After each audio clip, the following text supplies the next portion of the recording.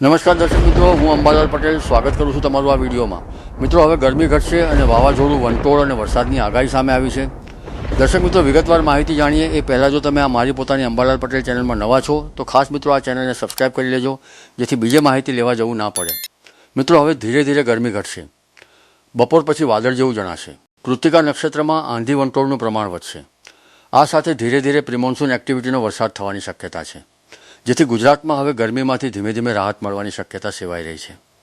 આ સાથે 16 મે આસપાસ રાજ્યના અનેક વિસ્તારોમાં મહત્તમ તાપમાનમાં ઘટાડો નોંધાઈ શકે। 18 થી 23 મે દરમિયાન પ્રી મોન્સૂન એક્ટિવિટીનો વરસાદ કેટલાક ભાગમાં નોંધાશે। આ દરમિયાન સૌરાષ્ટ્રના દરિયા કિનારાના ભાગો, દક્ષિણ ગુજરાતના ભાગો અને પૂર્વ ગુજરાતના ભાગોમાં તથા ગુજરાતના અન્ય ભાગોમાં પ્રી મોન્સૂનના ભાગોમાં વરસાદ થવાની આગાહી છે। વધુમાં ભારે ગતિથી પવનો ફૂંકાશે।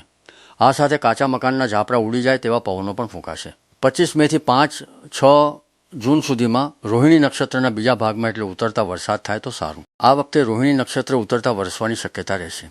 1 થી 4 જૂનમાં રોહિણી નક્ષત્રનો વરસાદ થવાની શક્યતા છે। આ સાથે 8 થી 15 જૂન વચ્ચે વરસાદ રહેવાની શક્યતા રહેશે। 23 થી 28 જૂન વચ્ચે કેટલાક ભાગમાં ભારે વરસાદ થવાની શક્યતા રહેશે। મિત્રો, તમે ક્યાં ગામ અથવા શહેરથી જોઈ રહ્યા છો તે કમેન્ટમાં અવશ્ય જણાવજો। તો મિત્રો, આજના વિડીયોમાં આટલું જ। હવે મળીશું નવા વિડીયોમાં, પરંતુ હા, હજી સુધી આ ચેનલને સબસ્ક્રાઈબ નથી કરી તો કરી લો, નહીં તો મારો વિડીયો તમને જલ્દી નહીં મળે। ચાલો મિત્રો, જય જવાન, જય કિસાન।